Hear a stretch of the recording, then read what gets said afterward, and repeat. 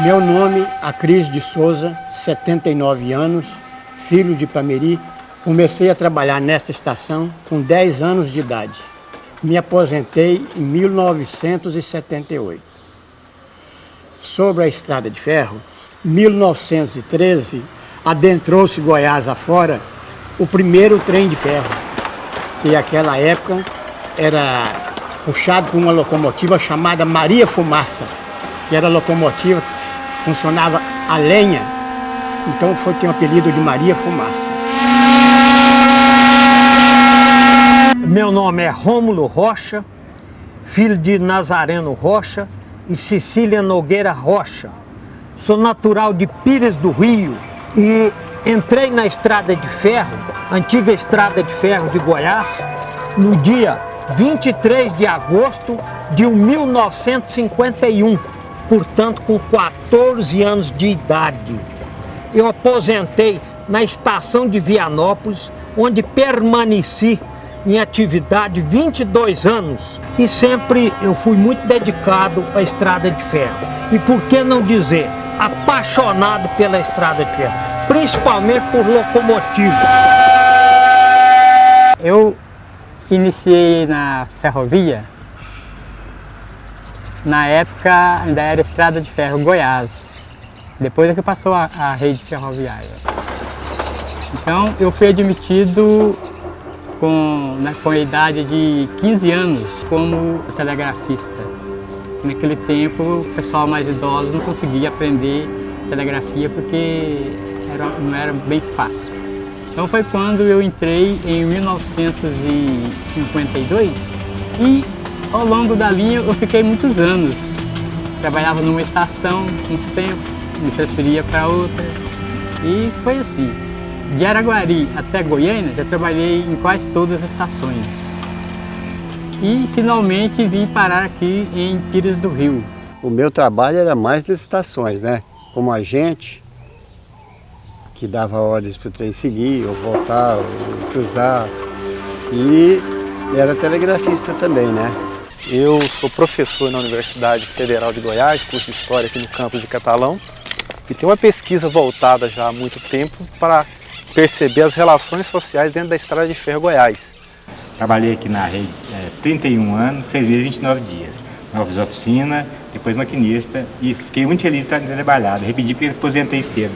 Eu sou muito alegre, muito satisfeito, devo muito à rede ferroviária, porque foi daqui que eu tirei sustento para poder formar os meus 2 filhos. Também dou graças a Deus de ter sido ferroviário, é um orgulho para mim.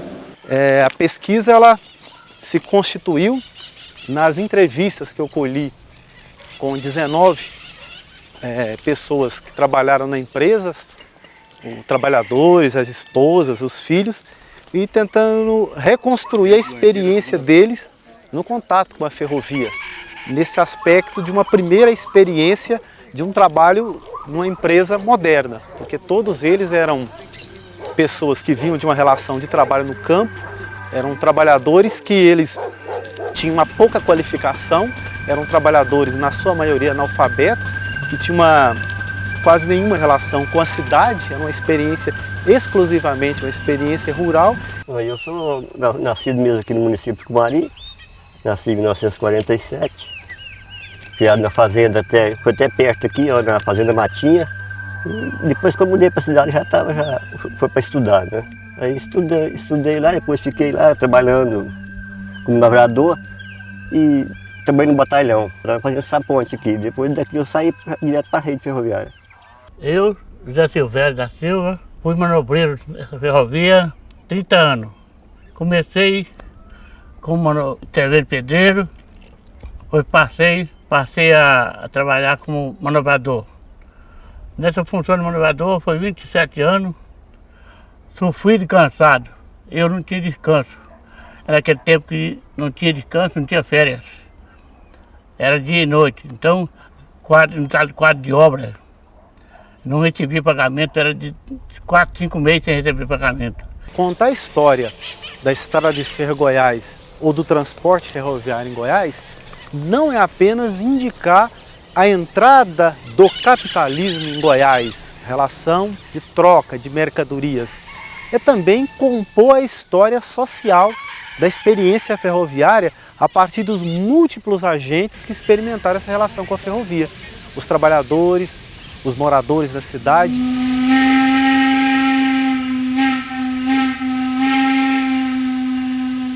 Eu trabalhei 35 anos, 3 meses e 17 dias. Trabalhei 34 anos. Trabalhei na ferrovia durante 30 anos e 10 meses. Eu gostaria de mostrar para vocês uma certidão de tempo de serviço que me concede 32 anos de serviço sem um dia de falta sequer. Nem abono eu nunca tirei. De maneiras que quando eu aposentei no dia 1º de outubro de 1983, eu recebi uma homenagem em Belo Horizonte como funcionário padrão.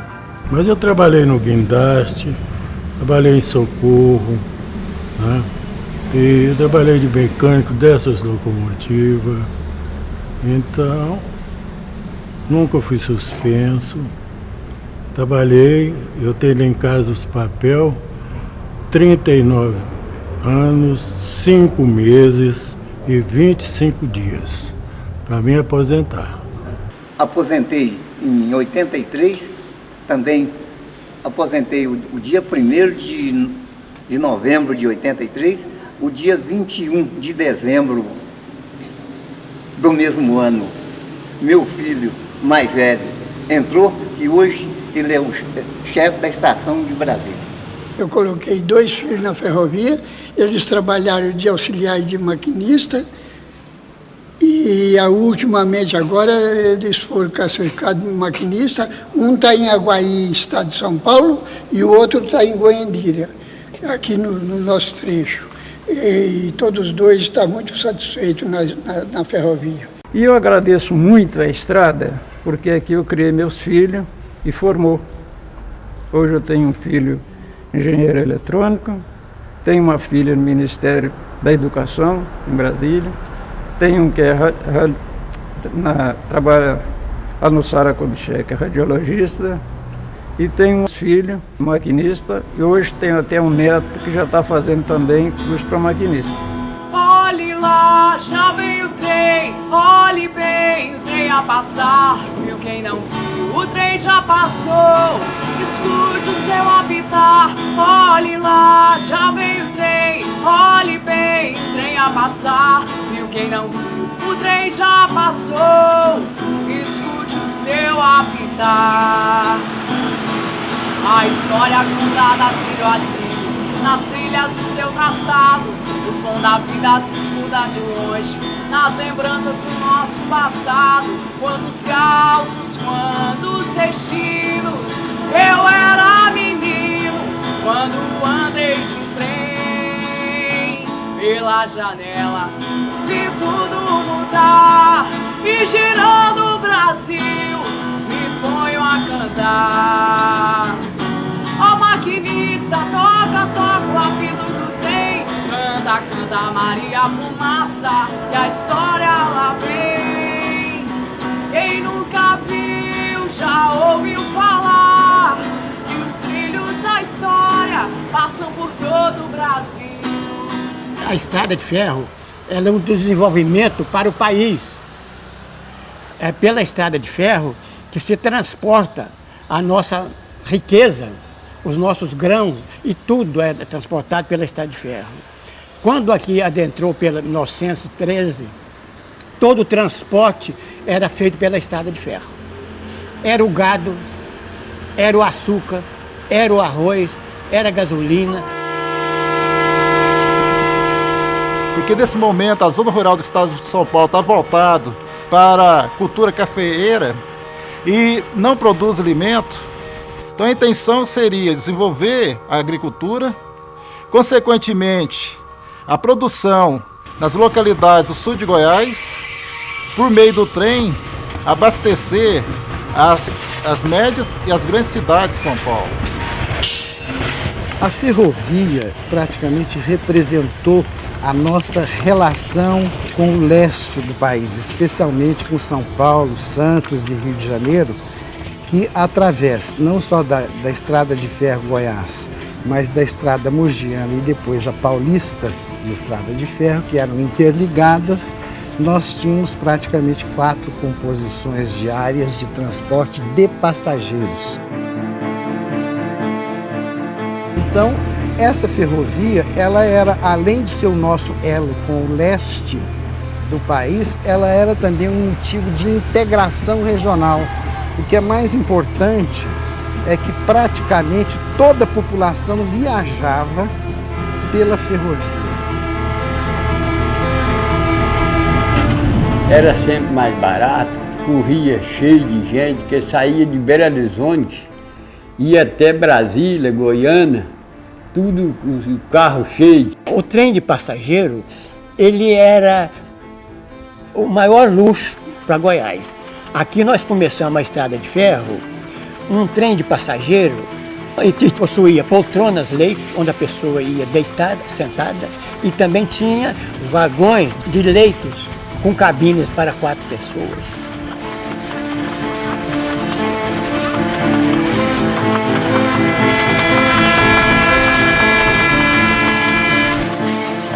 Posteriormente, entrou-se aqui em Goiás um trem de luxo metálico chamado Bandeirante, que vinha de Campinas, São Paulo, com destino a Brasília. Um trem todo com ar-condicionado, com cabine de luxo. O trem era maravilhoso, o trem era uma beleza, como ele falava, o trem, né? Tomava o trem dos mineiros. Tomava o trem em São Paulo, fazia baldeação em Campinas, íamos até Ribeirão Preto e Ribeirão, mas aquela mordomia, aquela beleza, a roupa de cama maravilhosa, o toalete banheiro muito bom, muito confortável. Depois passava para fazer a baldeação, o carro de primeira era belíssimo, de segunda muito confortável também. E a gente viajava assim comodamente, conversando, rindo, brincando. Tinha um restaurante, que era uma beleza o restaurante, muito limpo, muito bem servido. No vagão do trem de ferro que a gente vinha de Goiânia para cá ou de Belo Horizonte para cá, o rapaz do restaurante servia comida e ele passava pelos vagões perguntando quem quer almoçar, quem quer almoçar. Ninguém queria. Ele voltava lá na cozinha, fazia um bife acebolado, punha nesse prato, saía pelo vagão perguntando quem quer almoçar, quem quer almoçar. Não havia comida que desse para todo mundo, aí todo mundo queria. Aqui, na hora do trem de passageiro, ficava uma média de 50 a 60 pessoas para embarcar, porque todo o transporte era feito por aqui.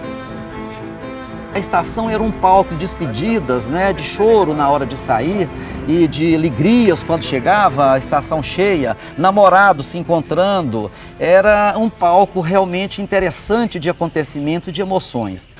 Os espaços sociais das estações, eles passam a ser vamos dizer, o shopping center, né?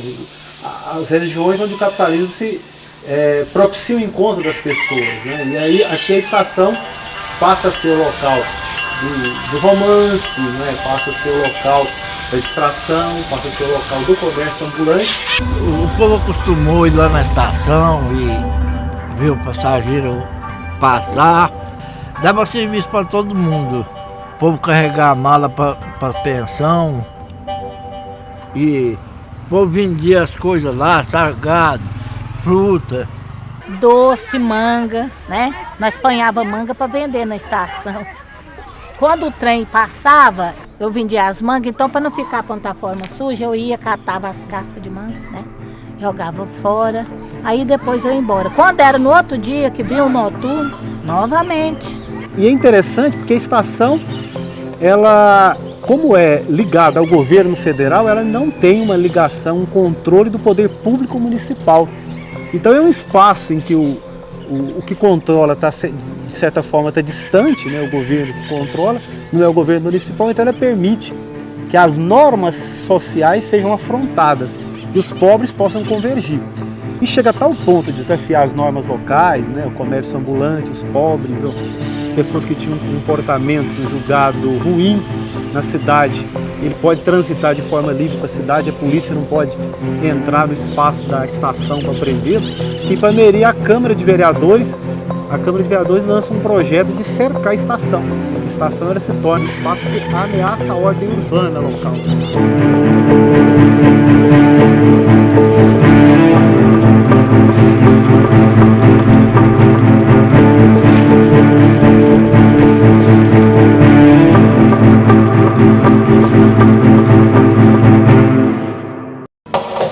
trem vem! O trem vem!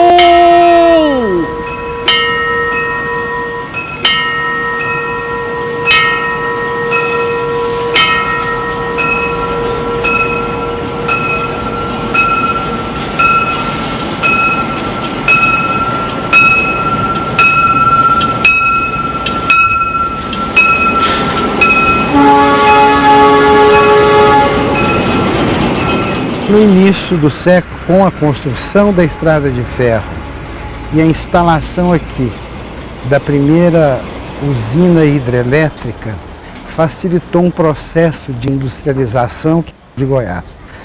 Esses dois fatores, estrada de ferro e energia elétrica, assomados à aportagem por aqui de colônias europeias, especialmente os alemães, os árabes, os italianos e também os espanhóis que aqui chegaram com gerenciamento, com capacidade de administração e gerenciamento e transformaram o lugar, um lugar até então de economia, de subsistência, num lugar de inúmeras indústrias. E a estrada de ferro facilitou tudo isso. Essas empresas, todas elas tinham um terminal de estrada de ferro carregando as suas mercadorias para São Paulo, para o Porto de Santos. E Ipameri tinha então uma atividade econômica até a década de 60, extremamente importante em todo o estado de Goiás. O trabalho que tinha na cidade, ele se constituía numa relação direta com atender as necessidades dos trabalhadores ferroviários que chegam na cidade. Por isso, multiplica serviços, fábricas de calçado, de manteiga, serviços urbanos, né? Nós estamos chamando de serviço urbano em cascalhar as ruas, né? Tinha 3 máquinas de arroz, café, da indústria de prego, né? Macarrão. Tinha um depósito da cerveja Antártica. Tinha 2 pensões, uma perto da estação e outra embaixo. A estação, para além do aspecto moderno, do aspecto de transformação econômica, ela permite um redimensionamento cultural das pessoas que moram. Por isso essa memória ferroviária, ela não se encontra apenas nas pessoas que tiveram experiência direta com a ferrovia, pessoas que trabalharam, o pai era ferroviário, que trabalhava, mas é uma memória que ela se dilui numa experiência social ampla dos donos das pousadas, dos donos de hotéis, né, que recorda na época da década de 40, década de 50, o apogeu da cidade. A ferrovia, ela até 1950, ela era o coração da comunidade. Por meio do trem, chegaram aqui também uma colônia árabe, que foi importantíssima. Hoje nós temos vários galpões aqui, lojas que é dessa época. Meu pai veio da Síria, da cidade de Safita, empolgado pelo assunto que na América era um novo Eldorado, que todo mundo ficava rico. E com 17 anos, em 1927, ele veio para o Brasil. Entrou no Porto de Santos, foi até São Paulo, pegou o trem de ferro e veio para Goiás procurar um primo que ele tinha, chamado Davi. E o primo dele logo colocou uma malinha nas costas dele e mandou ele mascatear. E ele foi e mascateou para que a redondeza toda mesmo. E passado já um tempo, ele já tinha algum dinheiro no bolso. Quando ele viu falar que em Catalão tinha o velho Calixto, que tinha filhas muito bonitas para casar. E ele veio, ficou conhecendo minha mãe, encantou com ela, e os dois casaram e viveram 60 anos juntos. Eles começaram quase que do nada, numa casinha, e logo tiveram o comércio deles, começaram a vender o tal de fumo goiano, que naquele tempo era muito famoso. Minha mãe, para ajudar, eles matavam porco, ela fazia linguiça, fazia sabão, fazia rosca, de modo que na venda vendia de tudo. Então ele ajudou muito no progresso de Catalão, porque várias coisas passaram pelas mãos dele, como por exemplo o cinema daqui, foi ele que mais 2 amigos fizeram, e o comércio, o primeiro supermercado, ele que cedeu o terreno para fazer o Banco do Brasil. A influência da ferrovia se deu em vários aspectos, né, da vida das pessoas, no aspecto cultural em geral, livros, jornais, apresentações, cinematógrafos, que era o nome dos cinemas antigamente, né? E que trazia os filmes, então, recentes, né? Porque em São Paulo existindo, os filmes vinham sendo exibidos aqui, né? As orquestras, né? Que se apresentavam, e a moda, o modo de vestir, tudo isso foi trazido pela estação, né? Pela linha, pelo trem de ferro, e as pessoas sabiam absorver essas coisas. A primeira sala de cinema do estado de Goiás foi em Ipameri, em 1914, com o filme A Dama de Preto, né? Era de uma artista italiana. O cinema naquela época chamava Éden Ipamerino, né? O Éden porque era o paraíso, né? Teve ocasião aqui em Ipameri, nos anos de 1958, nós tivemos 3 salas de cinema. Nós tínhamos a sala do Cine Teatro Estrela, nós tínhamos um Cine Boa Vista e tínhamos uma sala de cinema nas dependências do quartel do Exército. Infelizmente, nos dias de hoje nós não temos mais nenhum, foram todos desativados. Beirando a Estrada de Ferro, Pires do Rio, Catalão, Goiandira, Silvânia, toda essa cidade beirando a Estrada de Ferro tinha cinema. Eu tenho lembrança, foi de uma vez que teve um filme de Tonico e Tinoco. Esse me deixou mais na lembrança, né? Mas na época a gente morava na roça, né? Era difícil de vir assistir algum filme. Meu Deus do céu, naquela época era muito comum os cowboys, que eles sempre passavam na sexta e no sábado, era o fim de semana. Durante a Semana Santa era os filmes de vida de Cristo, às vezes repetia o mesmo filme 3, 4 dias seguidos, né? Mas o Roy Rogers, o Errol Flynn, aqueles filmes de cowboy americano, como No Tempo da Carruagem, as Velhas Chanchadas, eu não lembro todos os nomes, mas as Velhas Chanchadas, o Oscarito, o Grande Hotel, eu conheci aqui, né? Como também aquele outro que fazia o papel do Jeca Tatu. Os musicais da Carmen Miranda, nos Estados Unidos, lá pelos anos de 48, por aí, esses filmes todos chegavam aqui. O que era mais curioso, o seu Emílio Rincon trazia para Pires do Rio os melhores filmes que chegavam no Brasil.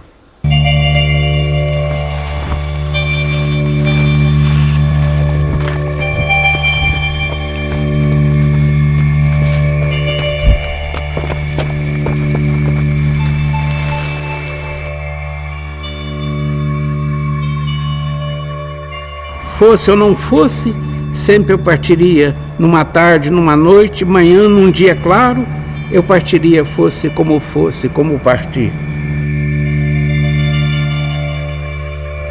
Não fosse o duende, não fosse o eu poeta, meu peito não estaria abafado como agora, monstro preso da angústia. Nem essa inquietude dominante condicionaria meu andar incerto.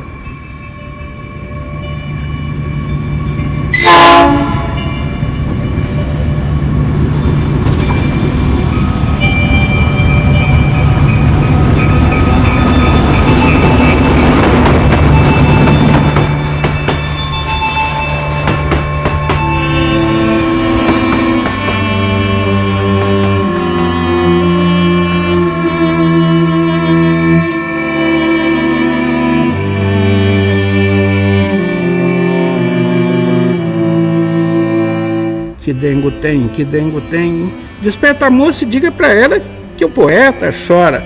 Não esquece nunca. Diga para ela, não diga nada, que ela não merece chorar.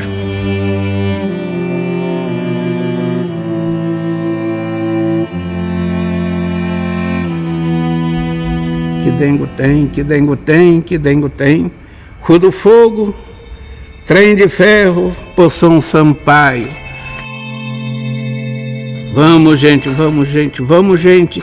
Derradeiro eco, sepulcro na alta do pobre poeta. Poeta voltará para a terra que tanto amor sentiu. Poeta calará seu canto na terra eterna, que ouviu nascer e sonhar. Pires do Rio, Pires do Rio.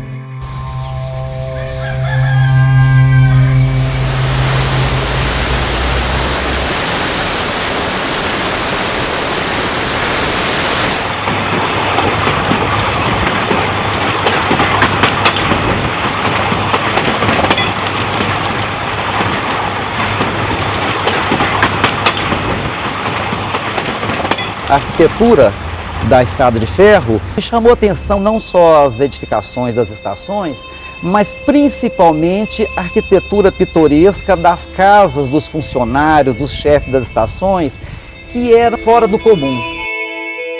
Nessa época, essas casas passaram a ser diferenciadas em várias coisas. A princípio, elas copiavam o modelo da ferrovia, era das casas tipo chalé, isso existiu muito na cidade, copiando os telhados, que é um detalhe interessante nessas casas que pode ser visto. As platibandas que começaram a surgir, tinha até uma lei em Pires do Rio que obrigava as casas a cortar os beirais, era obrigado a fazer a platibanda. Os beirais, sabe-se que ele já vem de origem da arquitetura colonial, né, e ele jogava água na rua. O sentido da higiene e do bom comportamento da urbanidade, né, já proibia esse tipo de atitude. Então foram feitas a platibanda. A platibanda só foi possível ser feita porque também veio a folha de zinco, que não existia para poder fazer essas calhas. A telha francesa foi outra novidade que surgiu também. A alvenaria de tijolo que não se fazia, grandes cerâmicas, indústrias, fábricas de artefatos cerâmicos foram abertas, né, para poder fornecer tijolo e material realmente resistente para a construção, e isso deu realmente um rumo diferente na arquitetura, maleabilidade das construções, diversificação de modelos e boas soluções arquitetônicas. Surgiram em seguida as casas já com alpendre, os jardins laterais das casas, a existência dos cômodos diferentes da casa, a sala de jantar funciona como distribuidora dos ambientes, o banheiro passa a ser interno à casa, água encanada, o cano, que isso aí tudo vinha pela ferrovia e possibilitava então essas transformações do morar. A cidade arborizada, grandes avenidas largas foram abertas com canteiro central. Foi o período também da higienização urbana, né? Leis que proibiam a existência de animais nas ruas, né? Que era muito comum, porco, cavalo, cachorro solto. Isso tudo representou uma bela imagem de cidade já planejada, né?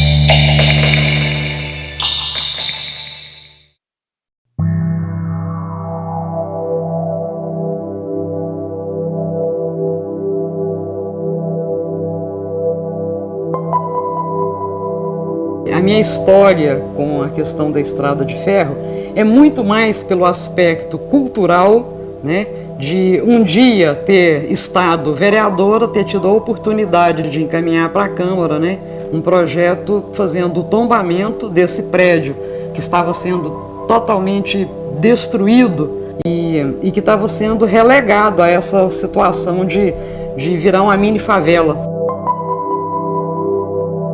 Então, houve uma receptividade para o tombamento e também um projeto para a restauração desse prédio e um projeto implantando, criando aqui também por lei o Centro de Tradições e Cultura.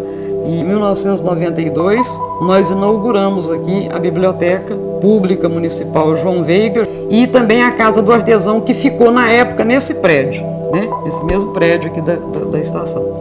E aqui tem um movimento interessante, porque isso aqui funciona no período da manhã, no período da tarde, até às 21 horas.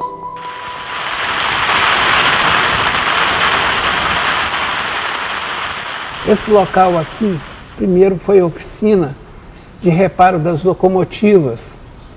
No meu tempo não existia esse estrado aqui, mas apenas os fossos onde os mecânicos entravam para consertar a locomotiva. Até os anos de 1950, primeira metade dos anos 50, nem o telhado não existia, eram só as paredes. Não existia porta de ferro, nada disso. O então governador Mauro Borges, que foi diretor da Estrada de Ferro Goiás, que mandou cobrir essa oficina. Aqui, com o tempo, passou a ser uma lembrança muito triste. Aqui morreram muitas das locomotivas de Goiás. Mas, de repente, me veio uma inspiração, o Museu Ferroviário para a minha cidade. A locomotiva Mafra 2 estava no tempo, com os guindastes, trouxe essa locomotiva. Essa locomotiva, que era da Rede Mineira, estava estacionada lá em Senador Canedo também ao tempo. Em poucos dias, essa locomotiva estava aqui. E assim começou a germinar a ideia do Museu Ferroviário.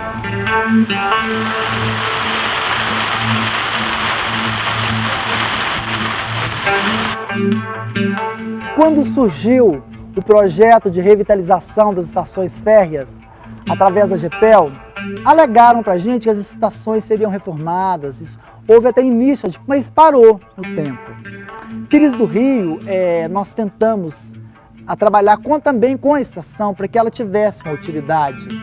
Mas uma vez que a FCA indicou que a estação de Pires do Rio ela era uma estação praticamente ativa, então não foi permitido esse repasse dela ao município, porque era interesse do município também recebê-la, restaurá-la e, além do Museu Ferroviário, que a estação de Pires do Rio fizesse parte deste projeto de turismo.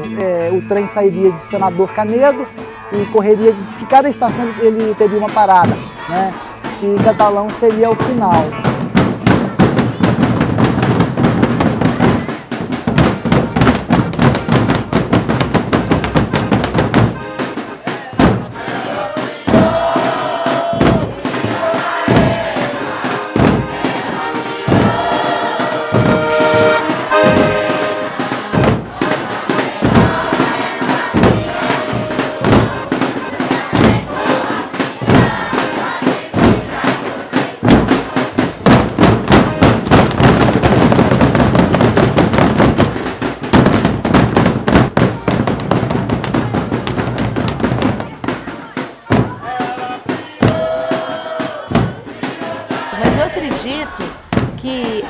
Catalão é uma história de 130 anos. Eu acredito que várias pessoas, se for procurar fundo dentro da história, com certeza os envolvidos na Congada também tem parentes que foram envolvidos na construção desse desbravamento da ferrovia em Goiás. Quando nós assumimos a Fundação Cultural Maria das Dores Campos, isso aqui estava num total abandono, que estava poluindo o visual da cidade, tinha que se fazer alguma coisa. Reunimos com várias pessoas, reunimos com o prefeito da cidade, e surgiu né, a ideia de se tornar um museu histórico que leva o nome de um ex-ferroviário, que é o Cornélio Ramos, um escritor que mais falou-se da história de Catalão. E aí pensamos no projeto, restauramos, fizemos um processo de restauração. O processo iniciou com a aquisição do prédio junto com a FCA. De hoje o prédio da estação é do município. E aí foi depois, junto com o Conselho Consultivo, o tombamento pelo patrimônio histórico artístico de Catalão. E aí começaram-se as reformas de restauração. Nós começamos a perceber a importância da recuperação, da restauração, né, desse complexo ferroviário existente em Araguari. A partir do momento em que nós entendemos da necessidade de recuperar a autoestima do nosso povo, que aqui tem toda uma história ligada a essa vida ferroviária, aí nós começamos a fazer alguns planejamentos. E nesse projeto envolvendo a comunidade, que aqui sensibilizada ficou também, porque há mais de 20 anos o prédio estava abandonado, sendo depredado o tempo todo. E aí nós começamos, vamos dizer, fizemos o projeto para a restauração, começamos passo a passo essa restauração. Se hoje nós estamos dentro do prédio, o prédio todo ele restaurado, esse prédio central, e ao mesmo tempo hoje aqui nós temos também a sede da Prefeitura Municipal coabitando com o Museu Ferroviário, né? Toda a sua ocupação é de forma orientada para não descaracterizar todo esse valor histórico que o prédio tem.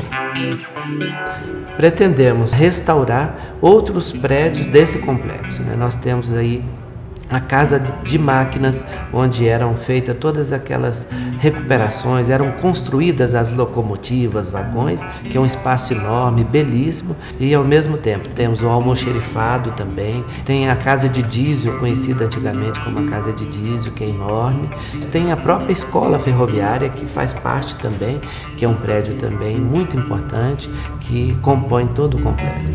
Então, nessa ocupação, nós pretendemos criar uma cidade administrativa em que aí nós estaríamos dividindo isso culturalmente. Diante disso, já demos entrada no Ministério do Turismo, na Secretaria Estadual de Turismo, para também aqui trazer um outro projeto turístico, que seria o Trem de Minas, que é esse trem em que num passeio local, turístico local, nós vamos estar mostrando as belezas da cidade e a beleza arquitetônica de todo esse complexo. A Estrada de Ferro Goiás, muito embora praticamente quase que a totalidade de seus trilhos percorriam esse estado de Goiás, tinha sua sede administrativa na cidade de Araguari. Com a chegada de Mauro Borges como diretor da estrada, nasceu então o desejo de transferi-la para Goiânia. Goiânia é uma jovem capital, naturalmente necessitando de alguma forma de consolidar mais ainda o seu poder político, né? Justificava então a presença dessa sede aqui em Goiânia, na capital do estado de Goiás. Em 1952 foi criada então essa estação e em 1954 definitivamente a sede da Estrada de Ferro Goiás passa para a cidade de Goiânia. O transporte ferroviário brasileiro se desenvolveu muito enquanto o Brasil estava sob a dependência da Inglaterra, ou seja, existia muito capital, tecnologia para o desenvolvimento do transporte ferroviário. Quando o Brasil começa a transitar para a área de dependência dos Estados Unidos, a fonte secou, né? Aí os americanos, interessados no desenvolvimento do transporte rodoviário, vão emprestar dinheiro para a construção de rodovias e não ferrovias. Claro. E alegava-se que o custo da construção da ferrovia era mais caro do que de rodovia. No entanto, o transporte rodoviário é o segundo mais caro do mundo.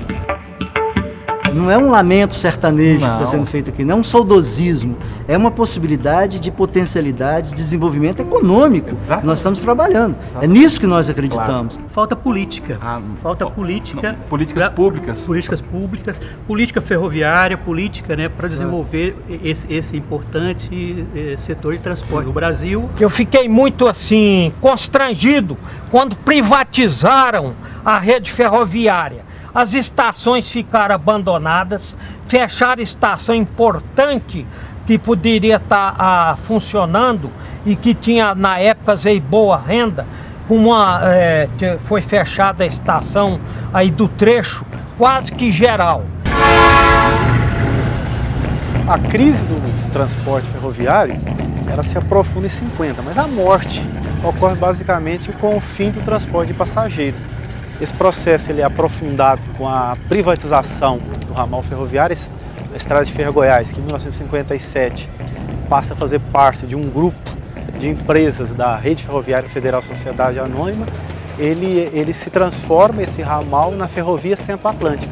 Isso é uma crise, porque, na verdade, o grupo que compra o direito de explorar por 30 anos a Rede Ferroviária Federal tem investimentos em empresas de mineração e não se considerou como forma de patrimônio também da empresa uma memória construída na sua história.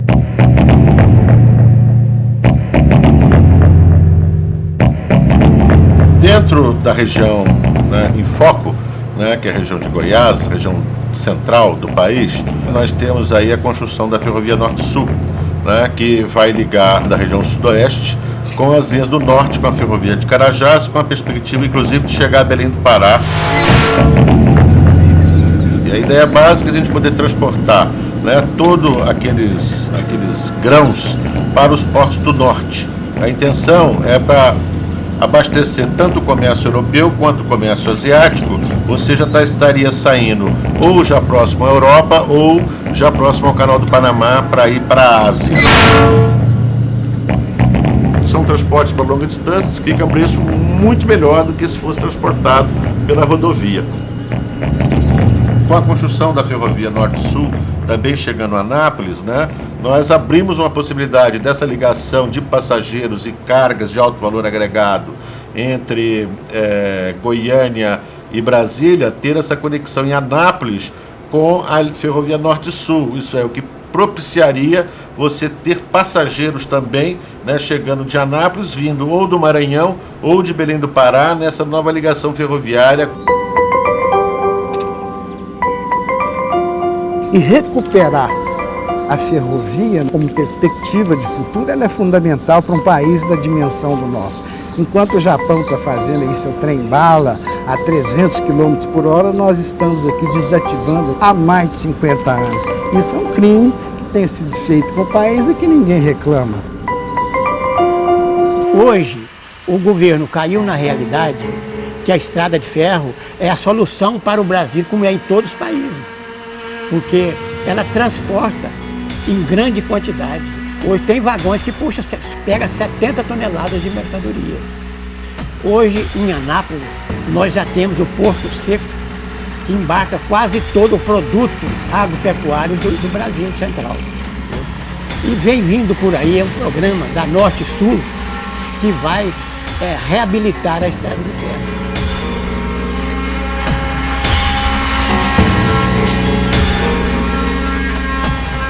Quando a gente fala da Ferrovia Norte-Sul, você vai ter um ganho de competitividade muito grande, porque o frete é um elemento vital na definição do preço. Então, se você consegue reduzir, e mais ainda, como é que os nossos grãos hoje são exportados? Nós vamos para o sul, para os portos do sul, São Paulo, Rio de Janeiro, Paraná, e temos que fazer toda a volta depois para ir para a Europa, para os Estados Unidos e para a Ásia. Se você sai daqui na direção de Ponta da Madeira, no Maranhão, você economiza todo esse espaço. Então você tem um ganho significativo no preço do transporte.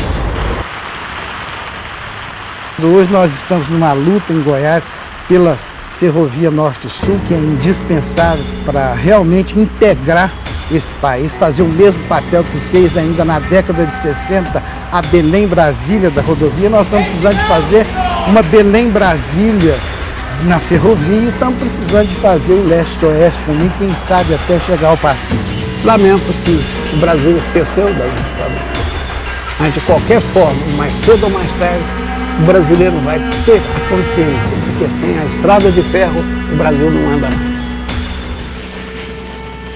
A assunção da brasilidade. O Brasil só se tornará potência, só conseguirá realizar as suas potencialidades quando tomar conta de seu interior. Isso é um projeto que mistura nacionalismo com freudismo, não é? Os nossos modernistas também são nacionalistas. Uma parte deles é freudista, outra parte é comunista, tem uma parte fascista. Mas todos eles concordam que o Brasil precisa tomar conta de si. E tomar conta de si é juntar litoral e sertão, o velho plano de Euclides, desde os sertões. Então a gente precisa integrar a ferrovia a outras formas de transporte. A gente precisa de estradas de toda ordem, não é? Estradas virtuais, estradas de ferro, estradas que usem os rios, estradas rodoviárias. Isso precisa ser integrado para o bem de todos nós. E produzir algo, um modo de vida sustentável para nós, para o planeta como um todo.